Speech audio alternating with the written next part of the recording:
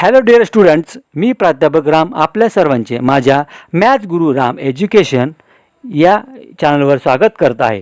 जर आपल्याला हा व्हिडिओ पुढे आवडेल तर लाईक, शेअर व सबस्क्राईब करा व पुढील व्हिडिओ मिळण्यासाठी बेल आयकॉनला प्रेस करा. धन्यवाद. 3.5 3.5 कन्सेप्ट आणि म्हणजे संकल्पना.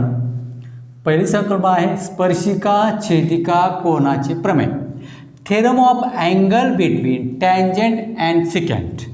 ओके, आता बघू आपण याच्यामध्ये टँजंट कोणते आहे. आता ही जी आहे बी सी ही आहे टँजंट. मराठीमध्ये काय म्हणूया स्पर्शिका. स्पर्श करून गेली वर्तुळाला टँजंट. आणि बाळांनो ए बी जे आहे ए बीला म्हणूया सिकँट म्हणजे काय छेदिका. ओके, मग आता हा आपल्याला बघायचा प्रमेय याच्यामध्ये. बघा आता बी सी टँजंट आहे, ए बी सिकँट आहे आणि काय ए डी सी हे major of arc. Major of arc काय नाव त्याचं ए डी सी म्हणजे कंस, मापन कंस ए डी सी. ओके, तीन गोष्टी याच्यामध्ये. मग बघा आता परत अँगल पण दिलेला आहे. 1 नंबर 2 नंबर 3 नंबर आणि 4. एक अँगल पण दिलेला आहे. कोणता अँगल बाळांनो A B C. A B C is angle म्हणजे मराठीसाठी काय म्हणूया ए बी सी हा कोन आहे. कोन. ओके, कोन. आता हे लक्षात ठेवा की आता ए बी सी हा अँगल आहे आणि ए डी बी हे काय बाळांनो A D B not A D C A D B. A D B बघा आता ए बी सी ए पहिल्या आकृतीमध्ये ए बी सी हा अँगल कोन. नंतर को अँगल ए बी सी हा सुद्धा अँगल याच्यामध्ये. त्याचप्रमाणे ए बी सी हा सुद्धा काय अँगल कोन. बघा आता तिन्ही आकृतीमध्ये घेतोय आपण. अशी आकृती झाली तर काय वापरायचं. ओके, मग आता बघा अँगल ए बी सी लिहून टाका is equal to 1/2 measure of arc. कोणता आहे बघा बाळांनो आर्क. हां, आर्क कोणता आहे ए डी बी. इकडे बघा आर्क बघा ए डी बी. इकडे पण कंस बघा याच्यासमोर ए डी बी. ओके नाही, measure of arc A D B म्हणजेच काय मापन कंस काय म्हणू त्याला बाळांनो ए डी बी. म्हणजे हे जे आहे तुमचं उत्तर आलं कशाचं आन्सरचं कोणत्या स्पर्शिका छेदिका कोनाचं प्रमेय. ओके, हे पहिली कन्सेप्ट. दुसरी याच्यामध्ये कन्सेप्ट अतिशय महत्त्वाची आहे. कोणती जीवांच्या अंतरछेदनाचे प्रमेय. Theorem of internal division of chords. आता बघा क्वाड्स किती बघा आता याच्यामध्ये हा क्वाड्स आहे म्हणजे जीवा आर एस, दुसरी क्वाड दुसरी जीवा पी क्यू. ओके, यम हा मिड पॉईंट आहे दोघांचा. कोणाचा आर एसचा R M S. M is mid point of R आणि एस. यम हा आर आणि एसचा मध्यबिंदू आहे.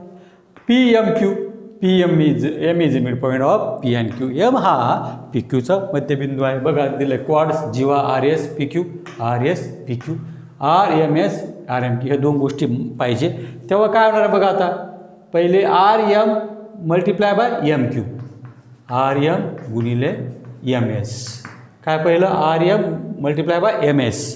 पहिले जीवाचे 2 पॉईंट आहे. मग दुसरं काय आलं आता दुसरं P M multiply by M Q is equal to P M गुणिले एम क्यू. हे जे आहे यालाच काय म्हणूया बाळांनो जीवांच्या अंतरछेदनाचे प्रमेय. आतमध्ये जीवा. Theorem of internal division chords. आता लक्षात ठेवायचं ही R M multiply by M S P M multiply by M Q R M गुणिले एम एस पी एम गुणिले एम क्यू. हे तुमचं काय झालं बाळांनो अंतरछेद गुणधर्म. स्पर्शिका छेदिका प्रमेय. Tangent secant theorem. बाळांनो टँजंट कोणता आहे स्पर्शिका कोणती बघा बरं इथे आता ई टी. ओके नाही, ई टी काय बाळांनो स्पर्शिका आहे म्हणजे टँजंट आहे. त्याच्यानंतर ई बी. ई बी ही जी आहे तुमची काय आहे याच्यामध्ये E A B. E A B ही तुमची सिकँट छेदिका आहे आणि ए बी जी आहे बाळांनो ती काय आहे कॉर्ड आहे. ओके नाही, म्हणजे ही टँजंट. ओके नाही, मग स्पर्शिका आणि ही काय याच्यामध्ये छेदिका म्हणजेच काय सिकँट. ओके नाही सिकँट. मला लक्षात ठेवा आता हा फॉर्म्युला कसा आता पहिला कळाला तुम्हाला पहिला एक कोन आणि आर्क, दुसरा आता मल्टिप्लाय. ओके. आता तिसरा स्पर्शिका छेदिकाप्रमाणे टॅन्जंट सिकॅन्ट थेरम. मग काय येईल फॉर्म्युला म्हणजे बघा आता स्पर्शिकाचा स्क्वेअर करायचा म्हणजे काय येईल ET square is equal to ETचा वर्ग ET स्क्वेअर. मग आता काय लिहिते की छोटा आहे ईलाच पकडायचं, ईलाच मल्टिप्लाय बाय मोठं EB. का आलं इथे EA मल्टिप्लाय बाय EB. म्हणजे तुमचं जे आलं त्याला काय म्हणूया आपण याच्यामध्ये EA मल्टिप्लाय बाय EB. म्हणजे ही जी आहे छोटी ओके नाही EA दोघांचं multiplication EA multiply by EB हे मल्टिप्लिकेशन दोघांचं गुणाकार ह्या ज्या आहे याच्यामध्ये अतिशय महत्त्वाचं आहे. आणि याच्यावरच आपलं 3.5चे एक्झरसाईज अवलंबून आहे, प्रॅक्टिस सेट अवलंबून आहे.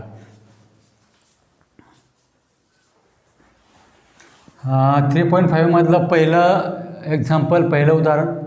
आकृतीमध्ये बिंदू Q हा स्पर्शबिंदू आहे. काय स्पर्शबिंदू आहे ओके नाही म्हणजे PQ स्पर्शिका आहे बाळांनो आणि PS ही वृत्तछेदिका आहे. बघू in figure ray PQ touches the circle at point P. PQ is equal to 12. PQ एवढा किती आहे 12 आहे. PR इज इक्वल टू 8 आणि आपल्याला PS फाईंड करायचं. मग त्याच्या आधी आपल्याला काय करावं लागेल SR फाईंड करावं लागेल ओके नाही. PQ आहे आपल्याकडे आणि PS फाईंड करायचं आहे म्हणजे PS शोधायचं आहे. PS कसा शोधायचा PR प्लस RS. PS बरोबर PR अधिक RS. बघा बाळांनो PQ ही काय स्पर्शिका आहे म्हणजे टॅन्जंट ओके टॅन्जंट आहे. त्याचप्रमाणे PS ही सिकॅन्ड आहे म्हणजे वृत्तछेदिका आहे.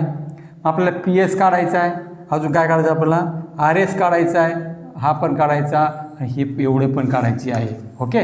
मग आता कोणता थेरम वापरायचं सगळं माहिती आहे. स्पर्शिका छेदिकेचे प्रमेय बाय टॅन्जंट सिकॅन्ट थेरम. काय सांगतो टॅन्जंट सिकॅन्ट थेरम PQचा स्क्वेअर म्हणजे PQ square is equal to कोणाकोणाचा गुणाकार PR आणि PS. PR multiply by PS.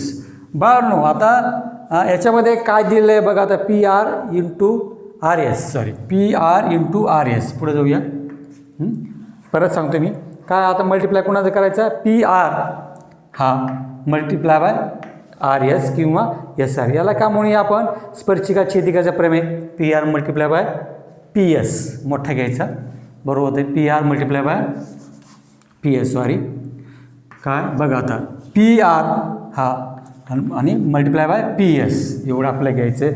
बघा मग आता कसं आहे याला काय म्हणतात tangent secant theorem PR multiply by PS okay. मग आता PQची किंमत किती बघा बाळांनो इथे दिलेली गिवन 12 12चा square is equal to PR किती बघा इथे PR आहे 8 मल्टिप्लाय बाय PS फाईंड करायचं आपल्याला. मग आता 12चा स्क्वेअर म्हणजे काय 12 इंटू 12 ओके 12 गुणिले 12 12 इंटू 12 ॲज इट इज. मग हे गुणिले इकडे काय बाळांनो भागिले होईल 12 इंटू 12 हे डिवाइड आहे मल्टिपलचं डिवाइड ओके नाही गुणिले इकडे भागिले. मग 4 दुने 8 4 त्रिक 12 बेक बे बेसकी 12 इज इक्वल टू PS. बाळा मग PS काय आला आहे ते इथे 6 3 18 बाळांनो PS आला आपला काय आला PS 18 आला आहे ओके नाही कोणता PS 18 आला आहे. मग आता आपला बघा आपल्याला काय काढायचं आहे ते ठरवा. मग RS काढायचं आहे तेही ठरवा म्हणजे PS 18 आलं आपला. आता PSची व्हॅल्यू काढायची एवढी PS. मग काय formula PS is equal to बघा आता मोठी PS is equal to PR plus RS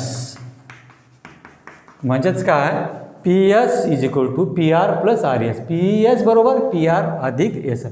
काय कारण PRS R is mid point of P आणि S. R हा P आणि Sचा मध्यबिंदू आहे. बाळांनो PS किती बघा दिलेलं याच्यामध्ये आत्ता फाईंड केला आपण 18.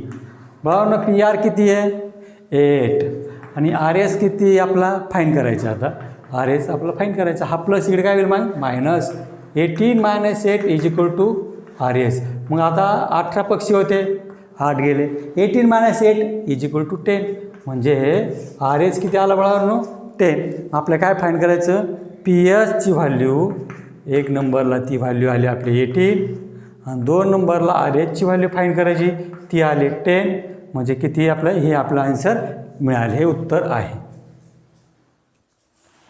दुसरं उदाहरण आकृतीमध्ये एम एन आर एस ह्या एकमेकींना डी बिंदूत छेदतात.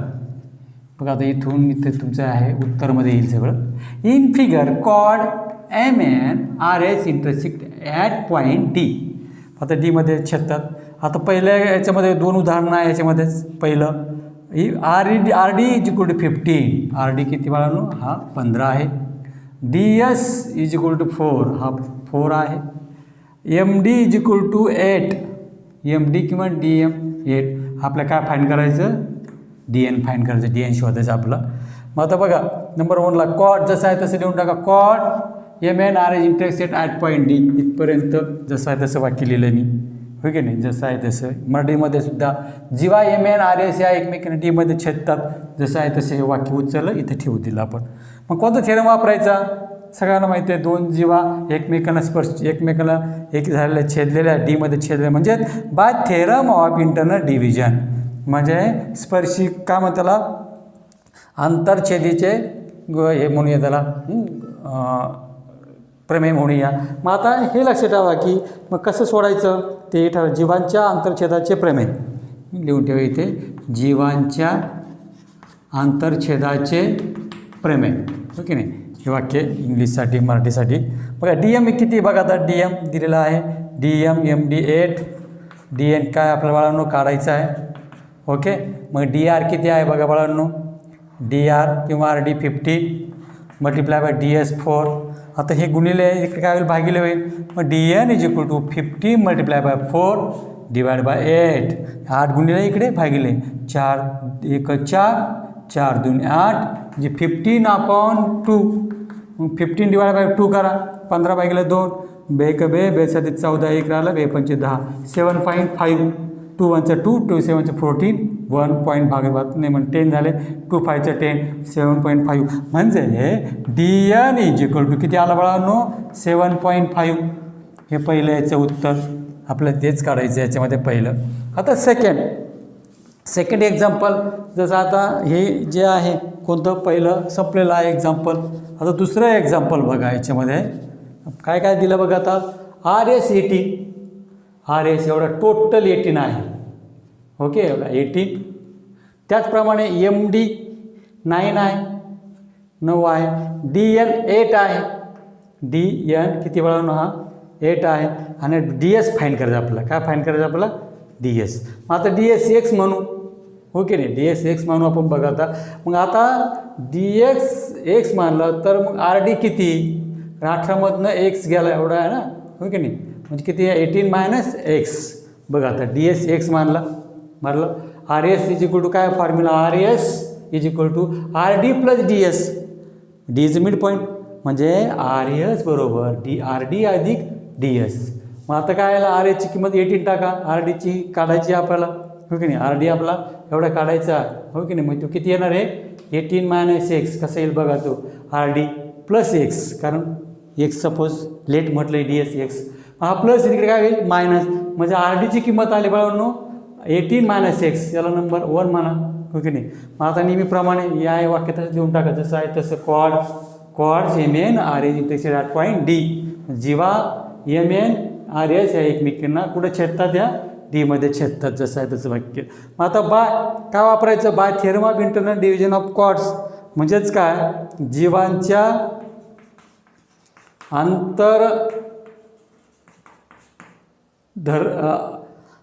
ह्याच्यामध्ये जीवांच्या आंतरकोणाची काय म्हणूया? प्रमेय म्हणूया. मग हे लक्षात ठेवा की ह्याच्यामध्ये जे दिलं आहे ह्याच्या 2 कॉर्ड आलेल्या आहेत 2 जीवा आलेल्या आहेत त्या अतिशय याच्यामध्ये महत्त्वाचे आहे. आणि त्या अनुषंगाने आपल्याला काय करता येईल? आपल्याला हे शोधता येईल आपल्याला. हो की नाही? काय म्हणूया त्याला? Theorem of internal division. जीवांच्या आंतरछेदनाचे प्रमेय. मग बघा आता M D multiply by D N. R D multiply by D S. M D गुणिले डी एन. आर डी गुणिले डी एस. टाकून द्या किमती. आता डी एमची व्हॅल्यू किती दिल्याची बघा. डी एम डी एकच 9 मल्टिप्लाय बाय डी एन किती वेळा किती 8 is equal to D R किती बघा आता.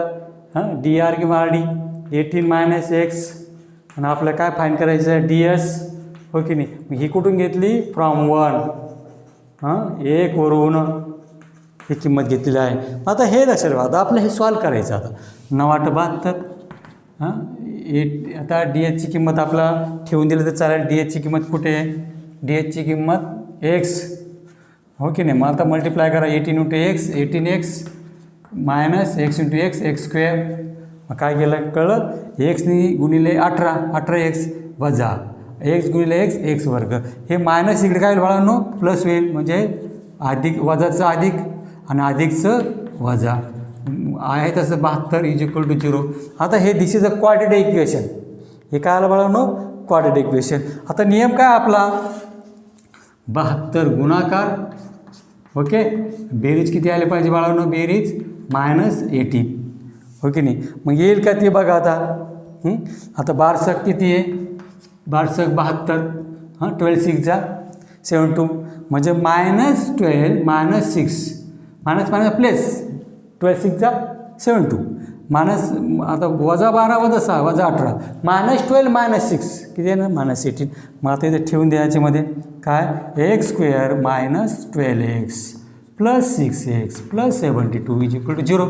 आपलं हे सोडवायचं आहे. आता काय बाळांनो याच्यामध्ये? आता x कॉमन काढा. मग काय राहिलं?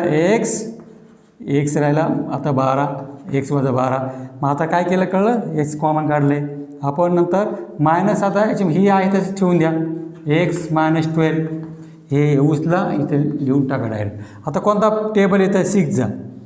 6 1 × 6 6 × 12 किती आले? 72. मग आता कॉमन काय आलं? x - 12 आणि इथं काय आलं शिल्लक? x - 6 = 0. मग आता काय होईल? x वजा 12 = 0 और x - 6 = 0. म्हणजे आपलं आन्सर काय येईल ते बघा. आता याच्यामध्ये आन्सर काय येईल ते बघा. कशाचं? आता हे मायनस तिकडे काय येईल? प्लस x = 12 और x = 6. मग 2 उत्तर मिळाले. एक्सची किंमत काय बाळांनो बघा? ds = s. x काय म्हटलं आपण? x बघा, ds = x. एक्सची व्हॅल्यू किती आली? 12 12. परत ds = x, दुसरी एक्सची व्हॅल्यू किती आली? 6. म्हणजे आपल्याला याच्यामध्ये 2 आन्सर मिळाले. dsची 2 किमती मिळाल्या. पहिली मिळाली 12, दुसरी मिळाली 6. या अनुषंगाने खूप सोपं. याच्यामध्ये काय वापरायचं? जीवांच्या आंतरछेदनाचे प्रमेय, म्हणजेच काय? By internal division of chords theorem. तिसरं उदाहरण, आकृतीमध्ये बिंदू B हा स्पर्श बिंदू आहे, म्हणजे AB ही स्पर्शिका आहे. ओ वर्तुळ, बिंदू O वर्तुळ केंद्र आहे. In figure O is the centre of the circle, B is a point. बघा आता AB स्पर्शिका आहे, हो की नाही? स्पर्शिका म्हणजे टँजंट. आता ACD ही काय बाळांनो? वृत्तछेदिका म्हणजे सेकंड. बघू आता की काय? OE परपेंडिक्युलर AD, OE लंब काय म्हणतो तुमचे? AD एवढे याला दिलेलं आहे याच्यामध्ये.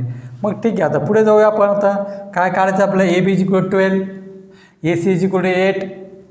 आपला काय फाईंड करायचं? नंबर 1ला AD एवढी फाईंड करायची नंबर 1ला. 2ला DC, नंतर 3ला DE ही फाईंड करायची आपल्याला. 3 करायचे याच्यामध्ये, 3 शोधायचे. आता गिवन लिहून टाकलं जसं आहे तसं. म्हणजे आता बाळांनो ABला काय म्हणतात? स्पर्शिका. AB स्पर्शिका आहे. AB is a tangent. ECD is a second. ACD काय आहे बाळांनो? AD ही काय तुमची वृत्तछेदिका. मग कोणता थेरम येणार आहे? बाय टँजंट सेकंड थेरम, स्पर्शिका छेदिकेचे प्रमेय. मग काय माहिती आहे तुम्हाला? स्पर्शिकाचा वर्ग म्हणजे ABचा स्क्वेअर = छोटा AC गुणिले मोठा AD, म्हणजे AC × AD. AB वर्ग बरोबर AC × AD. ABची किंमत टाका किती? गिवन 12. 12चा वर्ग 12चा वर्ग. AC किती आहे बाळांनो? 8 आहे, हो की नाही? 8 लिहून टाका. AD फाईंड करायचा. 12² म्हणजे काय? 12 × 12, 12 × 12 आणि इंटू इथं काय 8 मल्टिप्लाय इकडे काय होईल? डिवाइड होईल. म्हणजे 12 × 12 इथं मल्टिपल आहे, डिवाइड. मग बघा आता 4 2 8, 4 त्रिक 12, 2 1 2, 2 6 12, 6 त्रिक 18. म्हणजे आपलं AD किती आलं बाळांनो? 18 आलं. मग आपलं AD आपल्याला काय फाईंड करायचं? आता AD मिळालं. आता 1 नंबरला मिळालं हे AD 18. आता पुढे काय फाईंड करायचं आपल्याला? 2 नंबरला DC एवढा फाईंड करायचा. मग AD बरोबर AC + CD. AD = काय बाळांनो? AC + C D. काय कारण ए सी डी मध्यबिंदू, हो की नाही, इथं लिहून ठेवा कंसात, कारण ए काय सी डी, हो की नाही.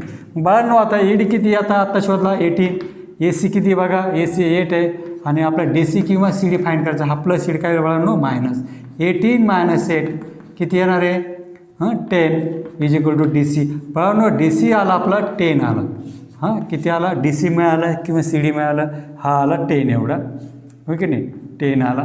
मग आता आपला डी फाईंड करायचा किंवा ई सी, डी किंवा ई सी. मग आता 10 एवढा, डी सी एवढा आहे 10 आहे, तर डी हा येईल ना, कारण का ओ ई परपेंडिक्युलर डी सी.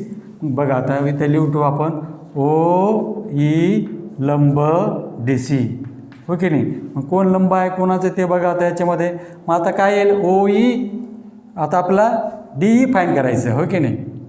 मग काय येईल, मग D E is equal to काय येईल आता याच्यामध्ये आपलं डी ई फाईंड करायचं ना. मग आता त्या अनुषंगाने आपलं एक फॉर्म्युला आपल्याला शोधायचा आहे का. आता मोठं कोण याच्यामध्ये सगळ्यात मोठा डी सी आहे, लिहा D C is equal to 1/2 into काय बळावून आता याच्यामध्ये डी. मग मला एक म्हणायचं याच्यामध्ये डी सी किती ते बघा आता, आणि हा किती आहे तो बघा. आता डी सी टोटल आपल्याकडे किती, डी सी किती टोटल आपल्याकडे 18 आहे, सॉरी 10 आहे. आपलं डी फाईंड करायचं, मग लिहा इथं डी बरोबर 1/2 मुठ्ठी जीवा डी सी, ती 10 आहे, ते डी सी लिहून टाका. म्हणजेच काय येईल, डी बरोबर 1/2 गुणिले 18, हो की नाही.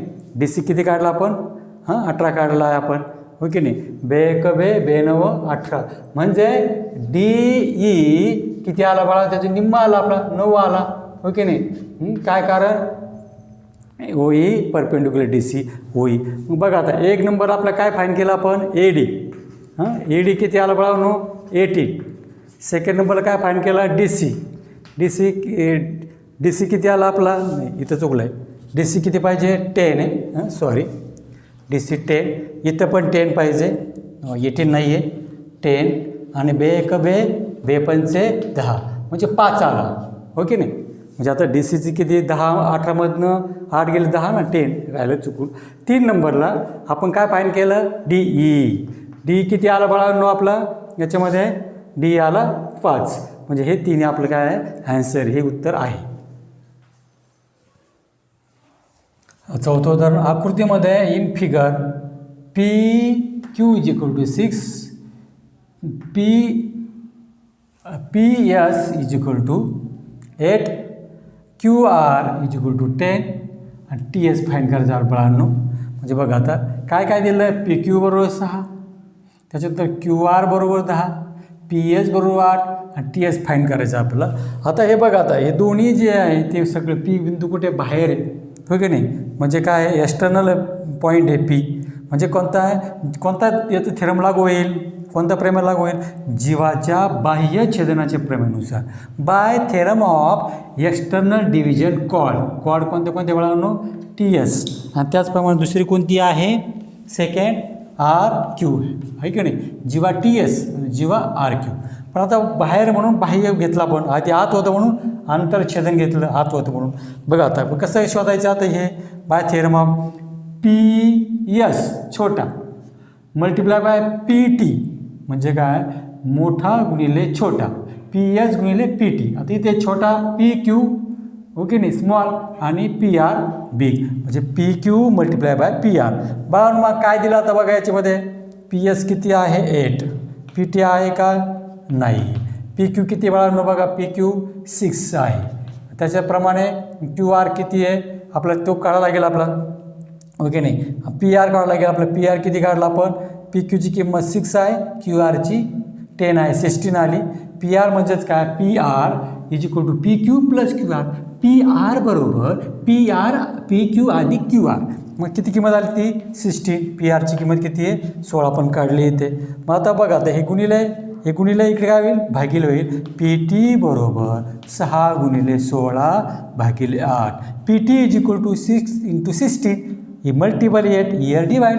मग काय येईल आता कोणतं टेबल, 8 1 8, 8 2 16. मग पी टी किती आला बाळांनो, हा 6 2 12, म्हणजे पी टीची किंमत किती आली इथे पी टी एवढी किंमत किती आली बाळांनो? 12 आलेली आहे. मग आपल्याला काय फाईंड करायचं आता याच्यामध्ये बघा, टी एस फाईंड करायचं आपलं. मग टी एस कसं करायचं ते बघू आपण याच्यामध्ये. मग आता मला सांगा P T is equal to, मग काय येईल फॉर्म्युला बघा आता, पी टी मोठा टी एस अधिक एस टी, पी एस अधिक काय बाळांनो? S T. P T is equal to P S plus S T. बाळांनो पी टी किती काढला आपण आत्ता? 12 लिहून टाका 12. पी एस किती बाळांनो? 8. एस टी किती आहे तसाच एस टी किंवा टी एस, आपल्याला टी एस म्हणून आपण एस टी टी एस एकच. टी एस हा प्लस आहे, इकडे काय होईल? मायनस. म्हणजे काय होईल? 12तनं 8 गेले 4, म्हणजे किंमत किती आली? टी एसची व्हॅल्यू 4 आली आहे. मग आता हे 12 आत्ता शोधलं आपण, हो की नाही? याच्यामध्ये वाटलाच 1 म्हणायला 1, इथे म्हणून वाटलंच इथे फ्रॉम 1, ओके. ही किंमत कुठे घेतली? याची किंमत हो की नाही? गिवन आहे पी एस. मग 12तनं 8 गेले, हे प्लस मायनस किती आले? 4. म्हणून मग 1 म्हणायचं याच्यामध्ये.